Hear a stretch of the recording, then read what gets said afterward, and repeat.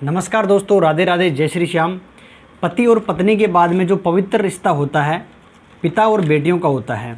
आजकल आपने बहुत सुना होगा पापा की परियां। परियां अपने पिता पे नाज करती हैं, वो अपने पिता की सबसे ज़्यादा लाडली और चहेती होती हैं। ऐसी ही दो जुड़वा बेटियां अपने पिता की लाडली थी और अपने पिता की लाडली होते हुए वो पिता अपनी बेटियों को अपनी माँ के पास भी नहीं रहने देता था, उन्हीं के पास सोता था, उन्हीं को एक रूम में अलग से रखता था, उनकी केयर करता था।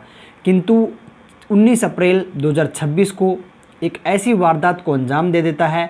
उन्हीं अपनी परियों को खुद के हाथों से गला दबाया और गला रेत कर उन दोनों की हत्या कर दी। ऐसा आखिर क्यों क्यों उसने ऐसा किया? क्या कारण रहा होगा?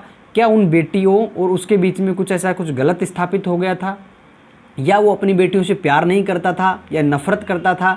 ऐसा क्या कारण रहा होगा? बताया जा रहा है कि उसके घर के अंदर सीसीटीवी कैमरे भी उसने लगवा दिए थे अपनी पत्नी पे चलते हुए शक के कारण। क्या उसको कहीं संदेह तो नहीं हो गया था कि ये बेटियां उनकी नहीं हैं? कुछ ना कुछ तो ऐसा कारण है। पूरी डिटेल्स आपको बताऊंगा, ओरिजिनल और तथ्य के आधार पर। आप इस वीडियो को पूरा देखिएगा, मैं आपको ये पूरी जानकारी देने वाला हूँ। सो दोस्तों, अगर आप हमारी वीडियो देखते हैं तो आप चैनल को सब्सक्राइब कर लीजिए और बेल आइकन ऑन कर लीजिए। आने वाली वीडियो आप तक पहुँच जाएंगी। और आप हमारी वीडियो कहाँ कहाँ से देखते हो, अपना नाम और आपका गाँव का नाम ज़रूर लिखें। दोस्तों, ये घटना है कानपुर के नौबस्ता थाना के विराटनगर चौकी लगती है, वहीं पे त्रिमूर्ति अपार्टमेंट के अंदर एक व्यक्ति रहता है जो 112 नंबर पर कॉल करता है। 19 अप्रैल 2026 को सुबह ही 4:30-5 बजे के आसपास कॉल लगाता है और कहता है कि साहब, मेरा नाम शशि रंजन मिश्रा है और मेरी उम्र 45 से 48 साल है और मैं यहाँ ये लोग, उसने अपना त्रिमूर्ति अपार्टमेंट बताया, ये मेरे रूम नंबर है, यहाँ से बोल रहा हूँ। पुलिस स्टेशन से कहता है कि बताइए क्या बात है, किस तरीके से हम आपकी मदद कर सकते हैं, सुबह सुबह कॉल क्यों लगाया है? तो कहता है कि साहब आप आइए और मुझे लेके जाइए, क्योंकि मैंने अपनी दोनों बेटियों को ऊपर पहुंचा दिया है, उनको मार दिया है। मेरी 2 जुड़वा बेटियां हैं, दोनों को मैंने ही मारा है। पुलिस वालों को लगता है कि आपने ऐसा क्यों किया और क्या आप सच बोल रहे हैं? उन्होंने कहा कि जी मैं सच बोल रहा हूँ और मैं वहीं बैठा हूँ, कहीं नहीं जाऊँगा, आप आराम से आ जाओ। पुलिस वालों के अंदर हड़कंप मच जाता है कि यार ये अच्छा आरोपी है, जिसने खुद ने ही काम किया, खुद ही कॉल करके घर बुला रहा है, ये कैसा है? तो वो पुलिस तुरंत जाती है और एक टीम वहाँ पे पहुँचती है तो जाके देखती है कि दरवाज़ा खटखटाती है। उसकी पत्नी बाहर आती है मेन गेट पे और दरवाज़ा खोलती है। दरवाज़ा जैसे ही खुलता है, सामने पुलिस। सुबह सुबह का समय है, पत्नी उठी भी नहीं। जब पुलिस वहाँ पे आई तो पत्नी उठती है, उसका बेटा भी उठ जाता है 6 साल का। तो देखती है कि घर पे पुलिस, तो डर जाती है। वो कहती है कि साहब आप मेरे घर पे इतने सुबह सुबह कैसे? तो कहता है कि आपके घर से तो कॉल किया था, आपने किया था या आपके पति ने? कौन है आपके साथ और कौन रहता है यहाँ? तो कहते हैं कि जी यहाँ पे हमारी 2 बेटियाँ रहती हैं और ये मेरा बेटा है, मैं और मेरा पति रहता है। तो बोला कहाँ है पति? तो वो अंदर लेके जाती है एक रूम के अंदर, क्योंकि वो एक सेपरेट रूम में रहता था और अपनी बेटियों को उसी रूम के अंदर वो रखता था। जैसे ही उसका दरवाज़ा खटखटाया तो बाहर आता है। बाहर आके कहता है कि जी हाँ आ गई पुलिस, तो साहब आ जाओ, मेरा ही नाम शशि रंजन मिश्रा है और मैंने ही आपको कॉल किया था, ये मेरी दोनों बेटियां हैं, ये नीचे पड़ी हुई हैं। तो पुलिस ने देखा कि जैसा मंजर देखा तो हालत ख़राब हो गई पुलिस की भी और उस लेडीज़ की भी। लेडीज़ बुरी तरीके से रोने लगी और बहुत ज़्यादा उसके सर पर चढ़ गई। उन्होंने कहा कि तुमने ये क्या कर दिया? तुमने मेरी बेटियों को जान से मार डाला, तुम ऐसा कैसे कर सकते हो? एक पिता के हाथ नहीं कांपे तुम्हारे? जब हाथ नहीं कांपे, क्या तुम जब ऐसा कर रहे थे तुम्हें बिल्कुल शर्म नहीं आई? तुम मेरे साथ ऐसा कर सकते थे, तुम्हें मुझसे दिक्कत थी? तो ऐसे वो बयान जो है उसके सामने कहती है। लेकिन पुलिस ने कहा कि भाई ये तुमने ठीक तो नहीं किया, चलो कोई बात नहीं। उसको अरेस्ट कर लिया जाता है और वो दोनों बॉडियाँ कलेक्ट करके जो है पोस्टमार्टम के लिए भेजी जाती हैं। अब इसका दूसरा पार्ट शुरू होता है। पुलिस अब पूछताछ करती है कि भाई आखिर हुआ क्या था, क्यों ऐसा किया तुमने? अब इनके बैकग्राउंड में जाना जरूरी है कि भाई तुम कौन हो, कहाँ से आए हो, ये लेडीज़ कौन है, कहाँ मिली थी, कहाँ से तुम आए हो? तो इनके बैकग्राउंड में चलते हैं। सबसे पहले इस लड़के के बैकग्राउंड में चलते हैं। ये लड़का शशि रंजन मिश्रा, जिसकी 45 साल उम्र है और बिहार के गया का रहने वाला था। और ये 2010 के अंदर आता है कानपुर के अंदर जॉब के सिलसिले में, और इसको यहाँ पे एक जॉब मिल जाती है मेडिकल इंडस्ट्री के अंदर, मेडिकल रिप्रेजेंटेटिव की, यानी कि एमआर की जॉब। जो दवाइयाँ हैं उनको, ड्रग्स वगैरह जो दवाइयाँ होती हैं उनको सेल्स मैनेजर के तौर पे तो जॉब करता रहता है वहाँ पे।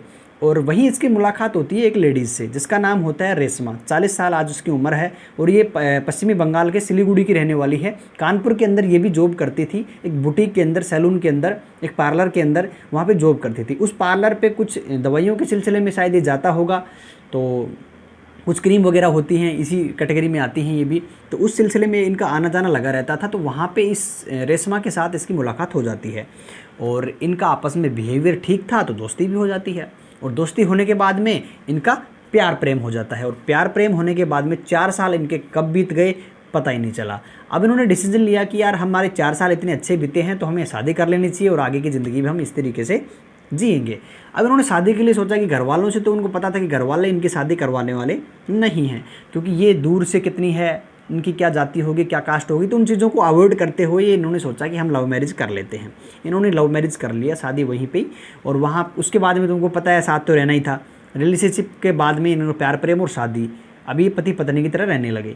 कुछ दिन बाद इनको 2 जुड़वा बेटियां जन्म लेती हैं और उसके बाद में तो इनके घर के अंदर का माहौल बहुत खुशनुमा हो जाता है, क्योंकि अब इनको भगवान ने 2 परियां नवाज दी हैं। लक्ष्मी के रूप में 2 बेटियां एक साथ इनके घर पे आई हैं। इनके घर का माहौल एकदम प्रफुल्लित रहता था, पति पत्नी दोनों मस्त रहते, 2 बेटियाँ थी, लालन पालन बहुत अच्छे से चल रहा था।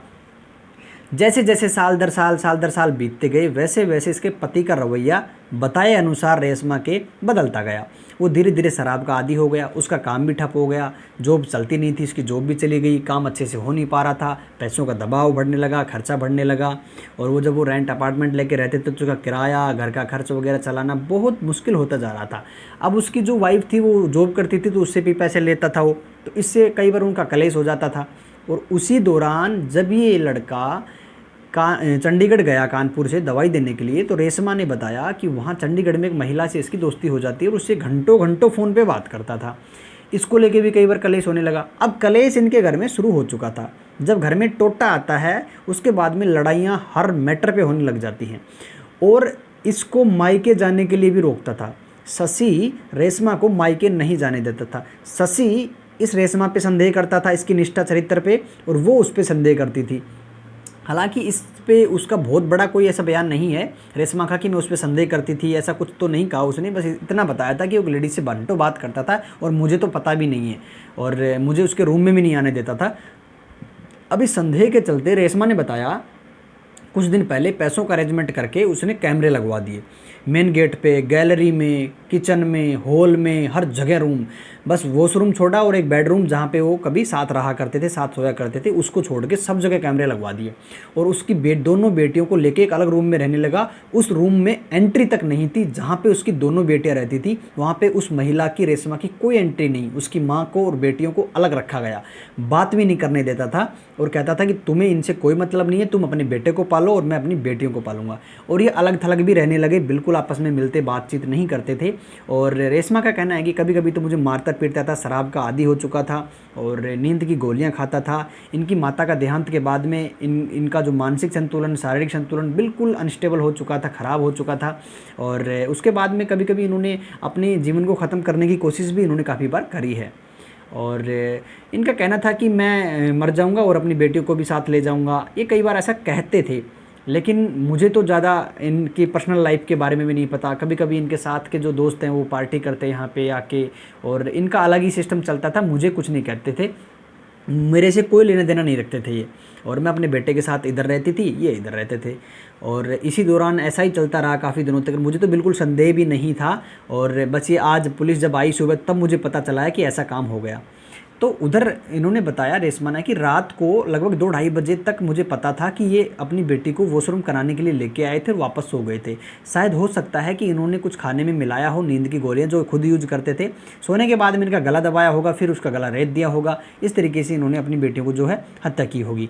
और जब इस शशि से पूछा गया तो कहता है कि साहब मेरा काम नहीं चल रहा था, मेरा मानसिक संतुलन ठीक नहीं है और मैं बहुत अपसेट रहता था। मैं ये सोचता था कि मेरे बाद में मैं अगर खुद आत्महत्या कर लूँगा तो मेरे बाद में मेरी बेटियों का क्या होगा, इनका लालन पालन कौन करेगा, इस तरीके की मुझे चिंता थी। तो मैं सोचा कि अपनी बेटियों को पहले मार देता हूँ फिर मैं मर जाता हूँ। लेकिन बेटियों को मारने के बाद में मैं ये नहीं कर पाया और उसके बाद में मैंने पुलिस को कॉल कर दिया कि ठीक है अब मैं क्या करूँगा और इनके साथ मुझे रहना भी नहीं है। तो तब मैंने पुलिस को कॉल कर दिया, क्योंकि अब तो जो हो चुका है वो तो हो ही चुका है। लेकिन इतना सब करना एक आसान नहीं है एक पिता के लिए। और इन्होंने बताया कि मैं अपनी जो पत्नी है इस पे संदेह करता था। मैंने कई बार इनको कहा कि सैलून छोड़ दीजिए, सैलून ये नहीं छोड़ती थी, देर रात तक घर आती थी, लेट सेट आती थी, तो मुझे संदेह रहता था। इसके चलते ही उसने कैमरे भी बहुत सारे लगवा दिए थे। दोस्तों ये जो कहानी है इसका एंड बहुत बुरा हुआ है। इतना प्यार प्रेम से जो कहानी शुरू हुई, धीरे धीरे धीरे बच्चे भी हुए, बस वहाँ तक ठीक था। जैसे ही घर में टोटा आया उसके बाद में सारा काम डिप्रेशन में चलता गया। सिर्फ पैसों की वजह से, अच्छा खासा पैसा होता तो शायद सब कुछ मैनेज होता रहता, बस पैसे की कमी की वजह से सारी चीज़ें जो है डाउनफॉल होती चली गई। और उसके बाद में एक जो सबसे बड़ा रोल प्ले किया मेरे अनुसार, वो एक शक का, दोनों के प्रति आपस में शक जो था उसने पूरी ज़िंदगियां बर्बाद कर दी। आखिरकार अगर किसी के भी बीच में शक पैदा होता है तो वहाँ बैठ कर निवारण करना चाहिए या फिर उनसे अलग हो जाना चाहिए। इस तरीके की वारदात को अंजाम नहीं देना चाहिए, क्योंकि इसमें सभी का जीवन खराब हो जाता है। माता पिता, बच्चों का, खुद का तो होता ही होता है, साथ में पार्टनर्स का भी, दोनों का हो जाता है। अकेला इंसान जब तक रहता है तो रह सकता है, लेकिन उसकी ज़िंदगी में कोई आ जाए और फिर उसको अकेला छोड़े तो फिर थोड़ा मुश्किल होता है, वो रह नहीं सकता है। मानसिक असंतुलन होना उसका जो है स्वाभाविक हो जाता है। दोस्तों मेरा इस कहानी को सुनाने का उद्देश्य बस इतना था कि आज एक बाप बेटी के प्रति के रिश्ते के जो विश्वास है वो भी बिल्कुल ख़त्म होता जा रहा है। बस आप लोग इतना करिए कि ऐसी मानसिक असंतुलन हो तो परिवार के साथ बैठिए, परिवार के साथ समय बिताइए, ताकि आपका जो स्ट्रेस लेवल है वो कम हो और आपके घर वालों के प्रति लगाव हो, मोह रहे। और ऐसा जो अलोननेस जो रहती है, अकेलापन जो खाता है इंसान को, वो बहुत आगे तक ले जाता है। इन चीज़ों से थोड़ा सा संभल के रहिए, अकेलापन इंसान को ख़त्म कर देता है। और इस वीडियो को शेयर करना, आपका जो भी कहना हो इस वीडियो पे आप कह सकते हैं। आगे जो भी कार्रवाई होगी वो तो होनी ही है, और जो भी अपडेट आएंगे आगे वो आते रहेंगे और आपको मिलते रहेंगे। तो चैनल सब्सक्राइब करके वीडियो लाइक कर देना, बेल आइकन ज़रूर ऑन करना, आने वाली वीडियो का नोटिफिकेशन आपको मिलेगा। Thank you so much. जय श्री राम। अपना और अपनों का ख्याल रखिए।